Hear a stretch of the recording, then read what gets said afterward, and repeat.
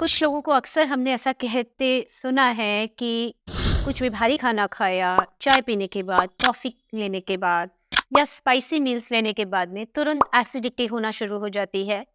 पेट में अफारा, खट्टे डकार आना या सर दर्द की शिकायत जो है अक्सर हमने सुना है।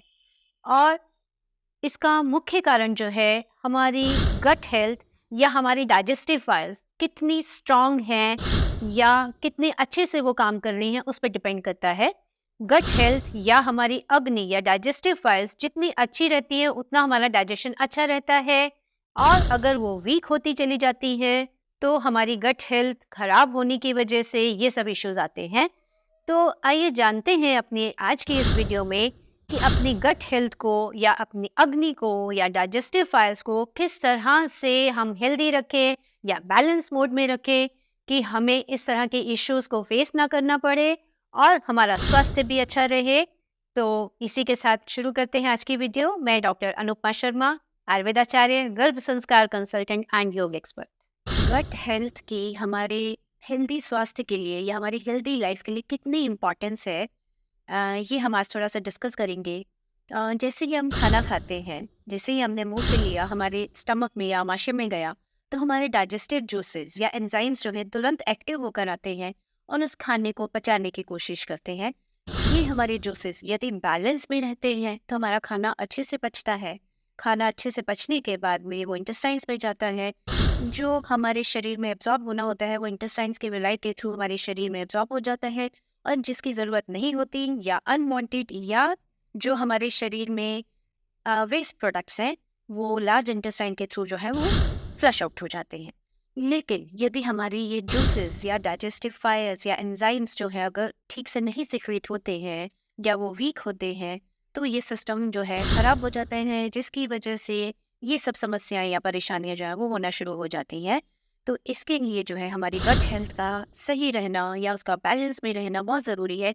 जैसे कि हम एग्जांपल ले सकते हैं कि जब हम खाना बनाते हैं और गैस को यदि हम तेज़ पे कर देते हैं तो खाना जल जाता है। उसी तरह से यदि डाइजेस्टिव जूसेस बहुत ज़्यादा सिक्रीट होना शुरू हो जाए तो एसिडिटी होती है। और यदि फायर जो है वो बहुत स्लो रहे तो खाना बहुत देर में जाकर पकता है। इसी तरह यदि हमारी डाइजेस्टिव जूसेस या एंजाइम्स बहुत कम प्रक्रिया में या बहुत धीरे धीरे सिक्रीट होते हैं तो खाना जब ठीक से नहीं पचता तो अनवांटेड या वेस्ट प्रोडक्ट बॉडी में ज़्यादा डिपॉजिट होना शुरू हो जाते हैं, जिसकी वजह से वेट फूलना या अफारा जैसी समस्याएं जो हैं वो होना शुरू हो जाती हैं। तो आयुर्वेद में जो है हम ऐसे क्या टिप्स या क्या चीज़ों को अपनाएं जिसकी वजह से जो है हमारी गट हेल्थ या हमारी जो फाइल्स हैं या डाइजेस्टिव एंजाइम्स हैं वो एक बैलेंस में सिक्रीट हों जब हम खाना खाएं और हमारे खाने को अच्छे से बचाएं भी और हमें इन सब समस्याओं से दूर रखें। तो जी हाँ, सबसे पहले खाना जब भी खाएं तो ऐसे स्थान में खाएं जहाँ पर बहुत ज़्यादा शोर शराबा ना हो।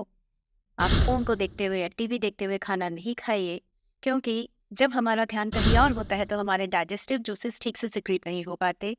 इसके अलावा खाने में बहुत ज़्यादा गैप भी नहीं रखना चाहिए, क्योंकि यदि हम बहुत ज़्यादा गैप रखते हैं तो 3-4 घंटों के बाद में अपने आप ही हमारा जो स्टमक है वो डाइजेस्टिव जूसेस को सिक्रीट करता है।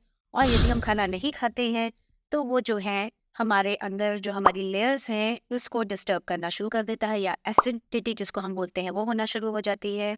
इसके अलावा यदि हम ठीक से नहीं सोते हैं, हमारी नींद डिस्टर्ब होती है, जैसे कि लेट नाइट सोना या नींद नहीं ठीक से आना, इन दैट केस ऑल्सो हमारे डाइजेस्टिव जूसेस जो है वो ठीक से नहीं सिक्रीट होते हैं या डिस्टर्ब हो जाते हैं। हमारा मेटाबॉलिज्म खराब होने की वजह से भी खाना ठीक से नहीं पचता और जिसकी वजह से सुबह जब हम ठीक से फ्रेश नहीं होते हैं तो दिन भर जो है हमारा पेट फूला हुआ महसूस होता है या एसिडिटी महसूस होना शुरू हो जाती है।